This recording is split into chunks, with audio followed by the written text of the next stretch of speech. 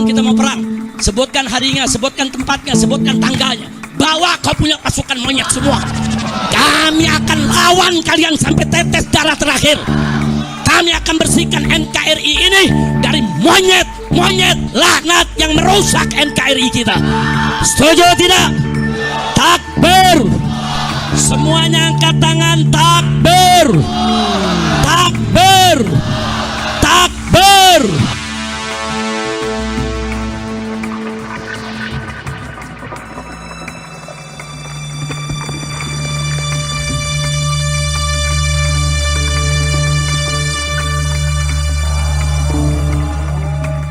Jadi begini kronologinya.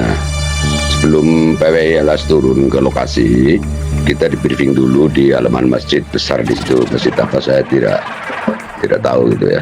Setelah itu turun ke lapangan.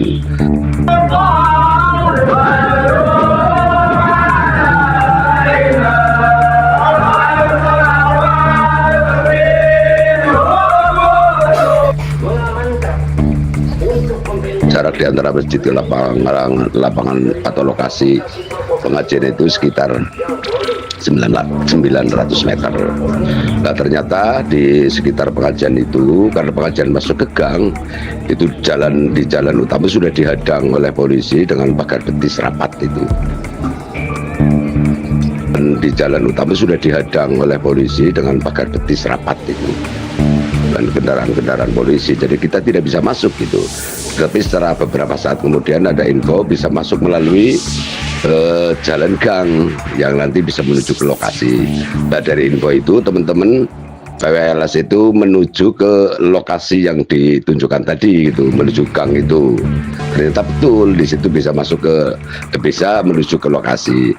Nah setelah beberapa puluh teman-teman yang masuk lewat itu ternyata sudah dihadang oleh lemparan batu gitu, dan mengena itu, dan kena ada beberapa PWLS yang kena mukanya itu dan berdarah-darah itu, dan kena baik parang maupun, karena mereka membawa parang gitu, membawa tongkat dan parang, kemudian batu yang memang sudah dipersiapkan oleh mereka, kata teman-teman yang masuk itu gitu. Jadi tumpukan batu di lokasi pengajian itu ada di situ itu. Di lokasi pengajian itu ada tumpukan batu yang sudah numpuk begitu banyak untuk persiapan mungkin persiapan melempar itu. Dan itu yang kena lemparan adalah teman-teman dari personil PWLS itu gitu. Kronologisnya seperti itu. Jadi kami sama sekali tidak bersenjata. Kami hanya membawa tongkat itu saja, tidak nyari itu. Jadi ada yang bambu, ada yang kalau dari rumah mereka ada yang membawa tongkat komando gitu. Kemudian ada yang membawa potokan penjalin gitu. Saya lihat seperti itu, dan sama sekali tidak satu pun yang membawa senjata tajam, karena memang dilarang oleh para komandan itu. Jangan sampai membawa senjata tajam. Itu aja itu.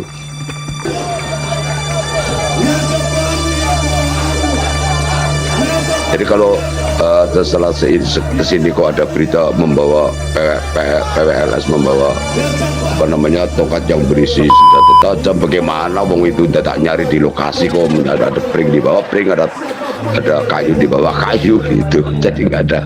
Setelah tahu bahwa mereka itu bersenjata tajam gitu. Daripada provokasi orang-orang yang boleh, provokasi orang-orang yang akan merusak NKRI ini, provokasi daripada orang-orang yang memiliki mentalitas yang rusak di dalam rangka menghancurkan NKRI ini. Dan kita semua berdiri di sini dalam rangka membentengi rakyat daripada pengaruh-pengaruh negatif daripada orang-orang yang akan hancurkan bangsa Indonesia ini. Maka tentu saya minta kepada kalian semua untuk tetap berada dalam posisi. Mohon kepada Bupati yang saya hormati, pada saat ini seribuan masa PBI LS mendekati lokasi pengajian yang dihadiri Rizik Syihab. Rizik Syihab belum di lokasi, tetapi masih di Pemalang. Tolong, mumpung Rizik masih di Pemalang, agar masuk ke pertaruhan. Agar tidak masuk ke pertaruhan. Sekali lagi, tidak masuk ke pertaruhan. Coba teriakan. Tidak masuk ke pertaruhan. Tidak masuk.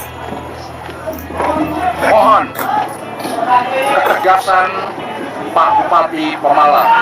Terima kasih. Kami datang untuk mengamankan Habib Rizik. Insya Allah kami datang.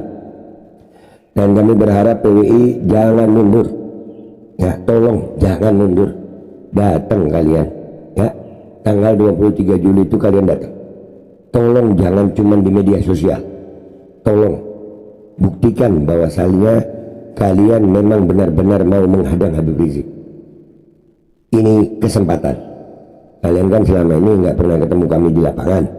Kita sebagai rakyat Indonesia tidak mau Indonesia seperti negara lain yang hancur karena perpecahan.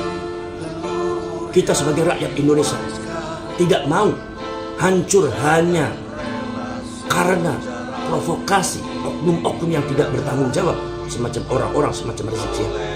Maka dari itu kalian harus tahu bahwasannya yang bergerak dan mendampingi dan di belakang daripada Rizik Syihab adalah orang-orang yang zalim terhadap bangsa ini.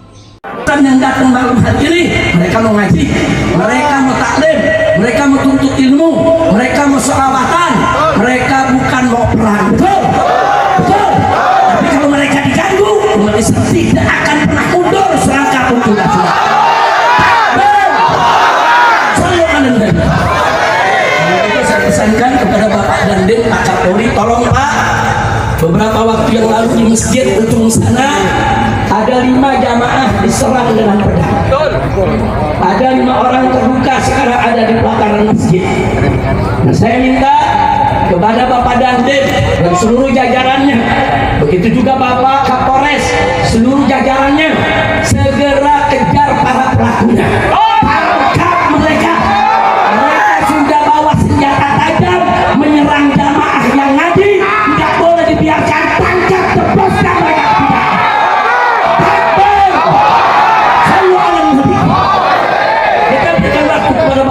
Bapak Kapolres dalam waktu 1x24 jam mereka harus ditangkap. Ini jamaah ngaji nggak ada yang bawa pedang, ini jamaah ngaji nggak ada yang bawa senjata tajam. Betul, tahu diserang dengan pedang. Ini baru terjadi sudah 5 orang terluka ada di masjid sana sedang dijaga sudah oleh umat Islam.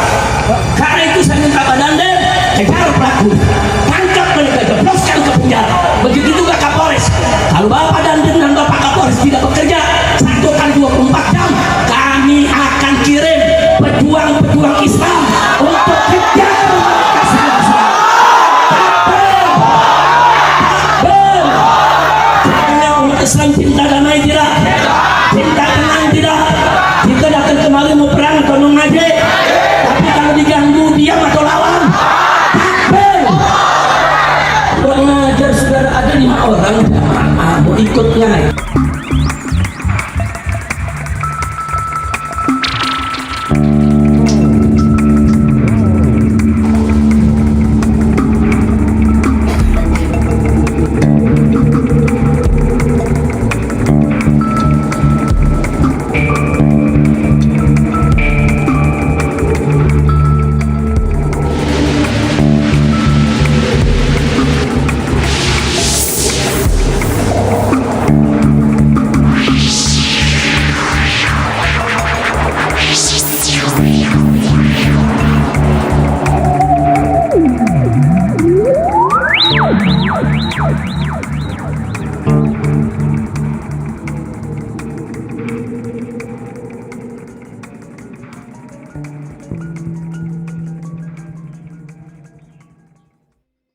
Saya udah adil, tidak usah masuk semua. Sudah. Saya tidak Sampean membedakan. sebagai kepala desa harus netral. Jangan netral. Nah, maksudnya netral gimana? Sampean mau Gimana? kan ada 2 organisasi kata saya. Sampean ikut yang mana? Saya tidak ikut kemana-mana. Makanya netral sampean gitu. Di tengah-tengah maksudnya Pak Kades. Saya udah di tengah. Sekarang gini Saya Pak. menjaga. Sekarang gini Pak, kalau Saya kita di sini hadir, menjaga warga saya. Saya jamin di sini. Kalau pengajian nanti malam sampai selesai gak bakal ada masalah. Kalaupun terjadi keributan, jaminannya apa? Ya, kita nggak ada pengajian di sini. Berarti Yang mulai dulu Pak nanti pegang. Iya. Kan kita negara hukum bicara ya Pak. Nyuwun sewu di debalan ke. saya Kita di duduk sini manis sama angkatan bertanggung malam. jawab. Kiai-kiai saya tiap hari memberikan pengajian, keamanan, ketentraman, bagaimana cara hidup rukun. Kita sudah menjamin itu.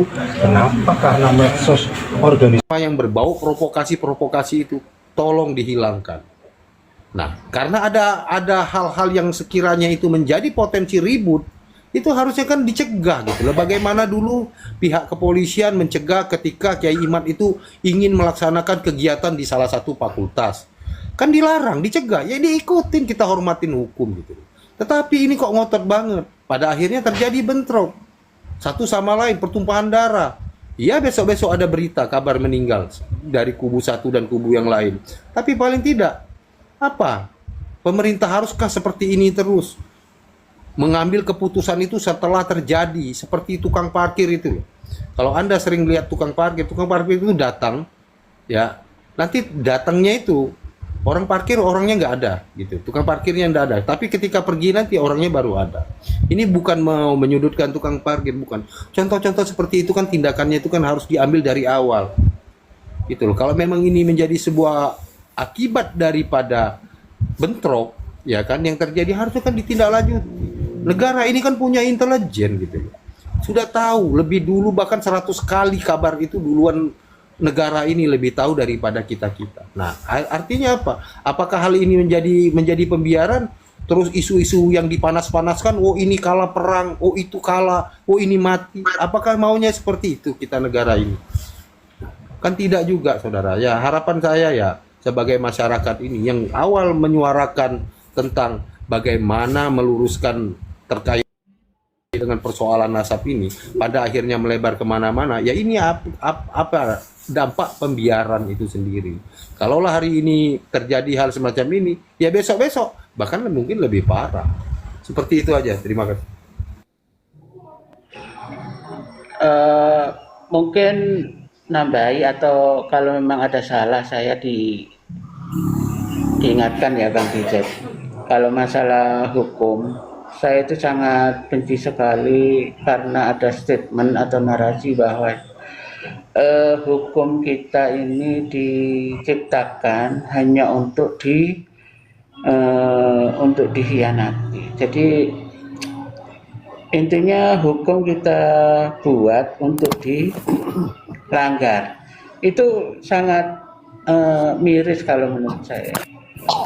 Jadi kalau memang betul-betul hukum itu dibuat, ya sejogjanya lah kita untuk mengedepankan hukum itu kepada masyarakat, dan semuanya kita tidak bisa memihak kepada salah satu orang atau organisasi manapun.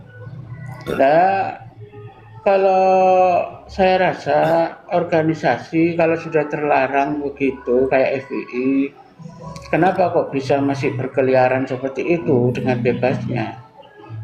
Ya karena mungkin ya faktor finansial memang kuat. Jadi seolah-olah hukum kan bisa kita langgar, yang penting kita punya uang, ayo kita bergerak. Itulah yang seolah-olah berjalan gitu loh Bang Dijat. Saya sangat miris itu. Terima kasih.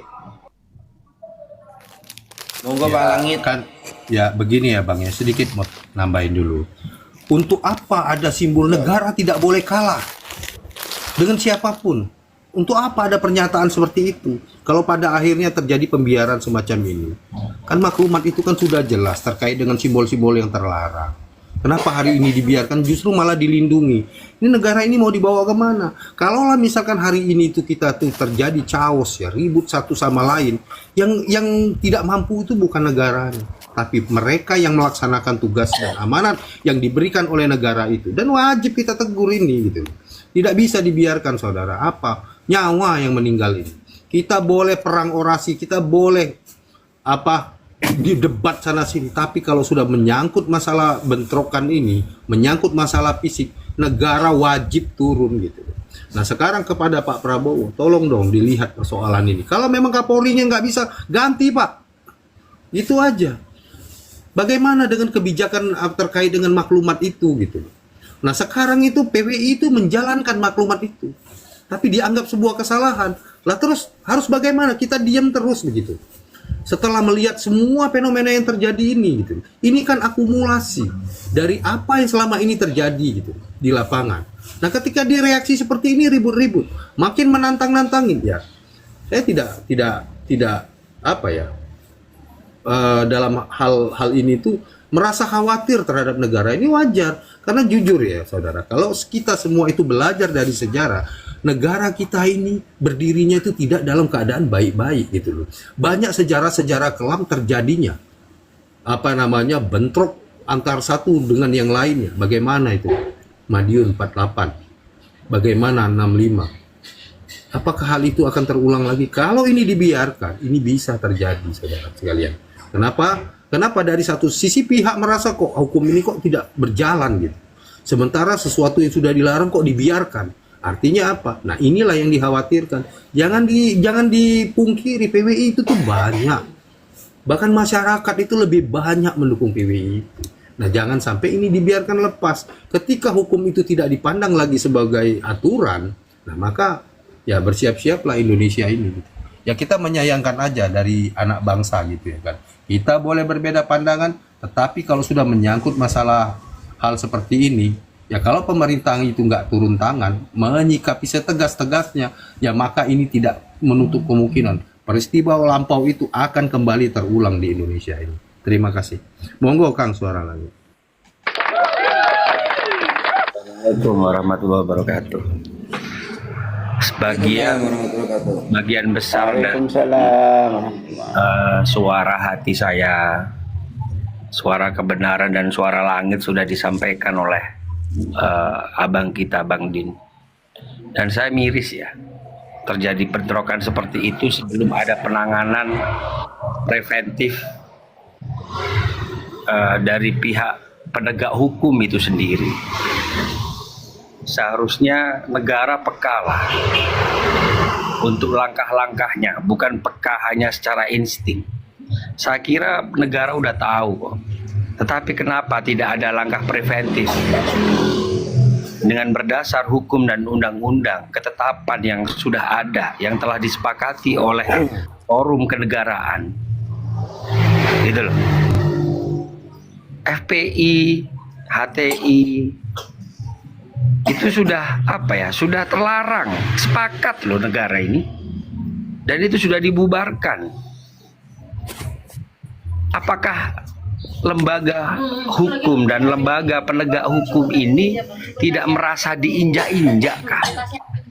Ketika mereka tetap eksis, mengatasnamakan agama, mengatasnamakan salah satu Ahlus Sunnah, mengatasnamakan ini agama kebenaran, membela kebenaran, syiar agama, tetapi tindakan mereka itu tidak seperti halnya yang diharapkan, tidak mendamaikan, gitu loh. Seharusnya para penegak hukum itu berterima kasihlah kepada PWI yang ikut menjalankan daripada kesepakatan negara ini secara undang-undang. Dari FPI yang sudah dilarang oleh negara, harusnya terima kasih. Dan masyarakat harus tahu loh itu. Mau kalian berpindah front pembela Islam dengan front persatuan Islam, persaudaraan Islam, ketika orangnya itu saja dan tindakannya itu saja, performanya seperti itu saja, apa bedanya? Misal dengan PKI, Partai Komunis Indonesia, yang sudah dilarang, terus kemudian berganti nama menjadi nama sesuatu hal yang diganti, tetapi ideologinya juga komunis, sosialis, ateis, yang kemudian juga merongrong negara ini, apakah juga harus dibiarkan? Apakah nggak merasa terinjak itu? Lembaga penegak hukum itu. Harusnya seperti itu loh sebagai pelaku penegak hukum. Negara kita ini berdasarkan undang-undang, benar, semua warga negara itu mendapat perlakuan yang sama di mata hukum. Tetapi ingat, warga negara yang seperti apa yang mendapat perlakuan yang sama? Itu loh harus dipelajari. Maka hemat saya, masalah PWI dan FPI yang sudah terjadi dan menelan korban ini, kalian ingat, orang-orang FPI yang kalian bantai itu adalah saudara kalian. Jangan terprovokasi. Mending kalian keluar dari FPI dan mengikuti golongan Rizik Syihab sama Bahar Smith gitu. Keluar kalian dari situ yang mengatasnamakan Islam. Itu adalah fitnah syarra wa dharra, itu namanya kalau dalam agama. Kalau dalam undang-undang mereka sudah terlarang, sudah menyalahi undang-undang, menerjang aturan-aturan hukum-hukum yang ada di Indonesia. Gak pantas ormas itu, FPI itu ada di Indonesia, HTI itu ada di Indonesia. Jangan diikuti.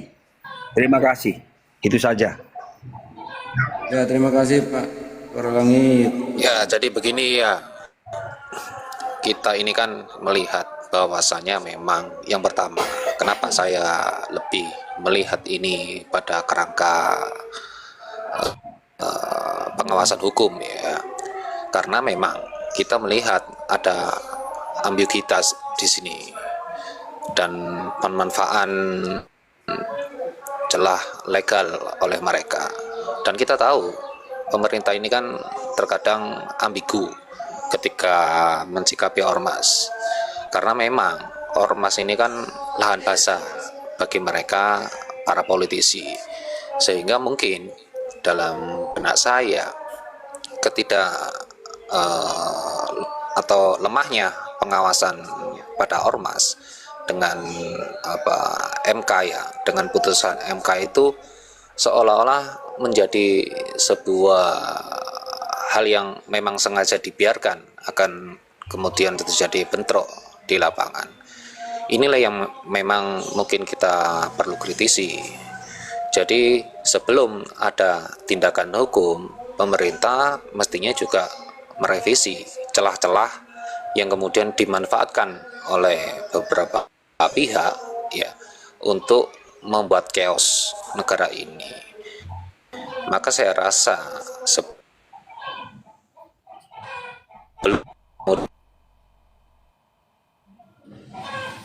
kita bertindak secara hukum, maka saya rasa akan lebih penting untuk kemudian kita mendobrak ambigu yang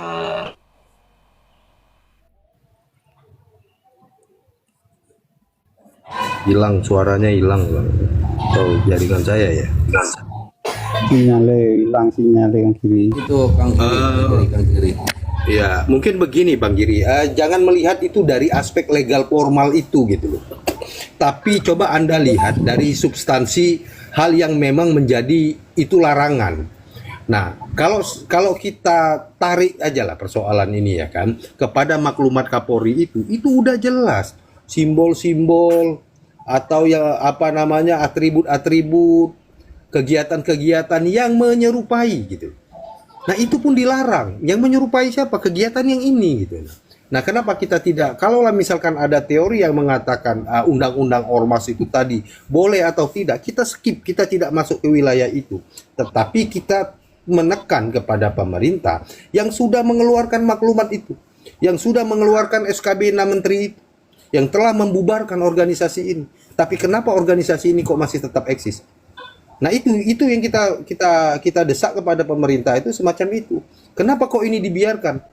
Bagaimana dengan PKI dulu? PKI itu ketika organisasi itu dibubarkan, hal-hal yang berhubungan dengan simbol-simbol yang menyerupai pun tidak boleh. Nah, semacam itu. Jadi kita lebih mengena membahasnya gitu. Karena yang terjadi hari ini tuh bentroknya itu antara FPI sama PWI gitu. Seperti itu, Bang. Tapi gini Bang Deset, ini Polda sama Kapolres ya masih mengizini baris dakwahnya. Ini nanti di Banyumas ya.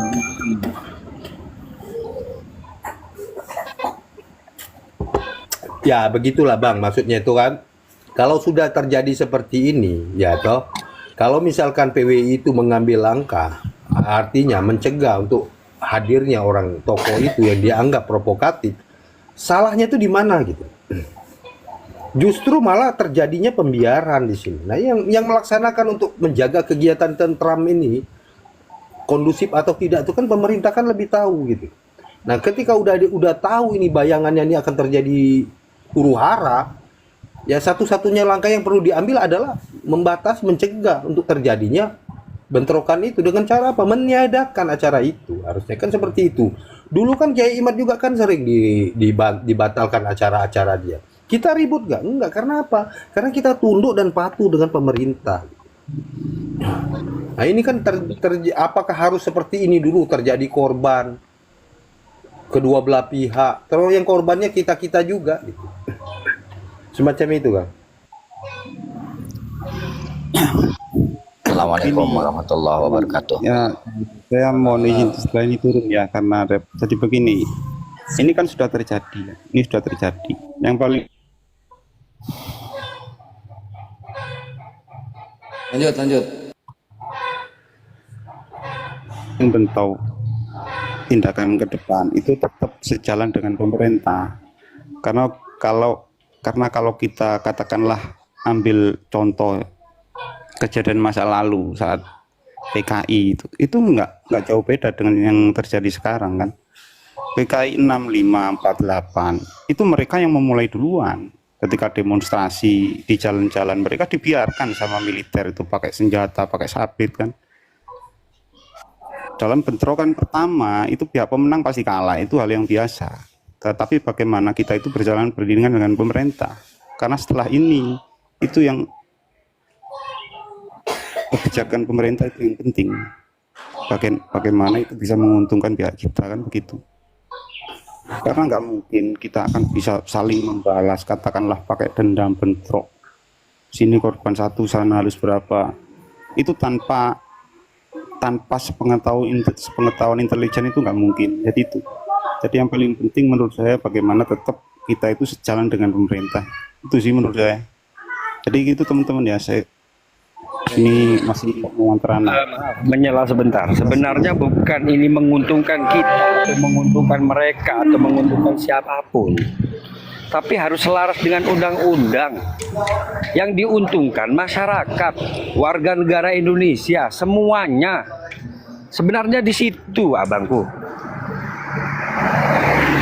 Jadi apa ya? Kalau ini menguntungkan kita, berarti ada kelompok-kelompok tertentu lah. Dan begitu. Kalau itu memang mengatasnamakan ormas organisasi masyarakat, berarti ini masyarakat sebagai warga negara Indonesia yang mematuhi hukum dan undang-undang. Nah, masalahnya FPI kan walaupun dia dikatakan sebagai masyarakat dan warga negara Indonesia, tetapi kan tidak mematuhi undang-undang. Di situ loh. Baik undang-undang secara negara dan undang-undang secara agama. Di lapangan. Dalam teknis di lapangan, ini kita walaupun panas ya, tapi kepala tetap dingin lah menyikapi kejadian semalam itu. Kenyataan yang terjadi di lapangan, mereka itu berizin, kan begitu. Ketika berizin berarti kan nggak ada permasalahan dengan ormas itu, karena mereka kan sudah berkamuflase menjadi front persaudaraan Indonesia. Itu yang pertama. Jadi begini, kalau secara administratif mungkin di sini lemah. Kita ambil ranah pidana praktisnya. Mereka kan bawa sajam, ya kan? Sajam itu dari mana? Siapa saja yang menyuruh siapa? Itu kan selesai di situ. Kalau FPI itu sudah memiliki izin, ya, memiliki izin dan sesuai undang-undang, apakah rekam jejak? Negara tidak mempunyai rekam jejak. Penegak hukum tidak mempunyai rekam jejak. Itu loh yang dipermasalahkan kan di situ berarti. Contoh, ini aja udah. Misalnya PKI, ketuanya Aidit Muso, misal, masih hidup pada waktu itu.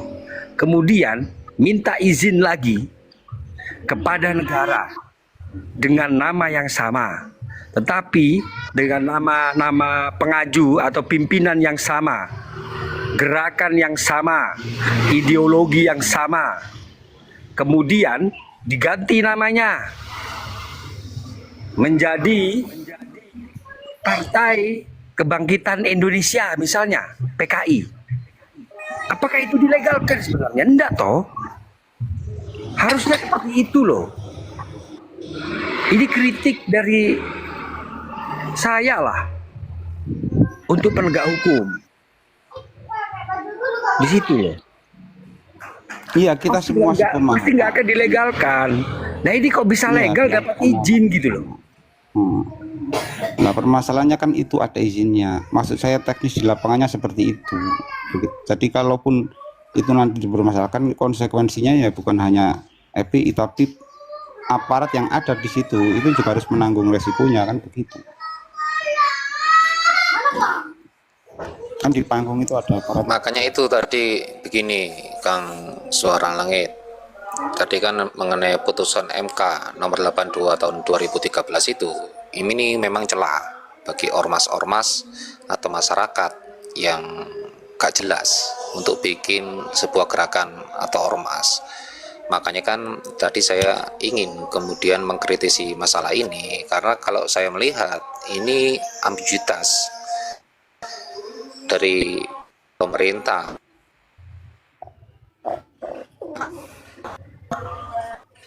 Seolah-olah mereka mengawasi ormas, tetapi dari sisi landasan hukum. Jadi memang undang-undang mengenai ormas ini ya memang harus bisa segera direvisi sebagai sebuah langkah tegas bagi pemerintah, karena dan narasinya di tahun 2021 kemarin FPI ini dibentuk ulang, ya meskipun dengan orang-orang yang sama tapi namanya berbeda. Yang mereka gunakan sebagai landasan hukum adalah putusan MK ini. Makanya ketika kita melihat sebuah masalah, kita cari dulu akarnya itu di mana sebenarnya, sehingga kita dalam sebuah analisa kita itu tidak kontraproduktif begitu, dan malah kemudian menjadi sebuah lahan basah bagi mereka untuk terus ngebui kita. Untuk itulah mungkin saat ini ya kita perlu ada kesadaran hukum. Itu mungkin. Maksud saya izin itu bukan izin FPI-nya, izin kegiatan itu loh, izin kegiatan itu. Loh, ini kita itu kan nanti akan masuk ke situ, karena ini kan ormasnya legal. Mau nggak mau kita harus mengakui ini ormasnya legal, FPI ini. Makanya kalau nggak legal, mana mungkin mereka dikasih izin, kan gitu. Ya, itu loh Bang Arya, maksudnya Bang Girinata seperti itu. Kalau ormasnya legal, itu bisa dipolitisasi, bisa dipelintir kegiatan apapun itu loh. Tapi kalau sudah tidak ada pelegalan dan tidak ada celah bagi organisasi-organisasi nggak guna, ya kegiatan mereka akan terbengkalai, itu loh masalahnya. Nggak ada provokasi lagi. Jadi begini, itu kan kalau mereka kan selalu berlindung di kegiatan itu, katakanlah sama kayak waktu kasus di Bekasi, waktu si Kori mengumpulkan massa menyerang, itu kan dalam narasi massa yang di situ kan juga begitu, saya ini jamaah, padahal dia FPI, kan begitu.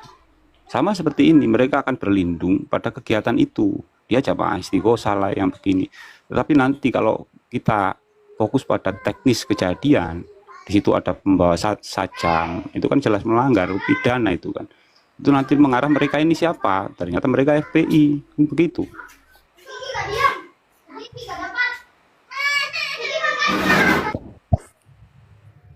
Ya, izin host. Ya. Iya, monggo. Pak Girinata, tolong DM-kan ke saya itu tentang undang-undang itu. Itu undang-undang berapa, tahun berapa, sampean ketik di bawah. Saya mau browsing. Iya. Terlepas dari itu Terketik di bawah itu ya, putusan MK nomor 82 PUU berapa ini? 11 2013. Itu celahnya.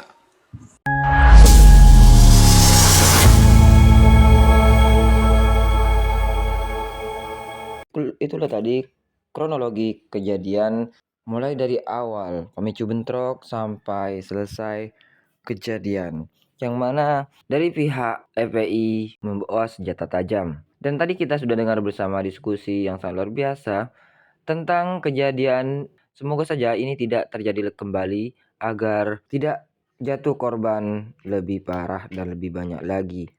Bagaimana menurut pendapat teman-teman semua? Silahkan lanjut di kolom komentar. Terima kasih selalu support Arman Al-Fatih. Kita jumpa lagi di video selanjutnya. Assalamualaikum warahmatullahi wabarakatuh.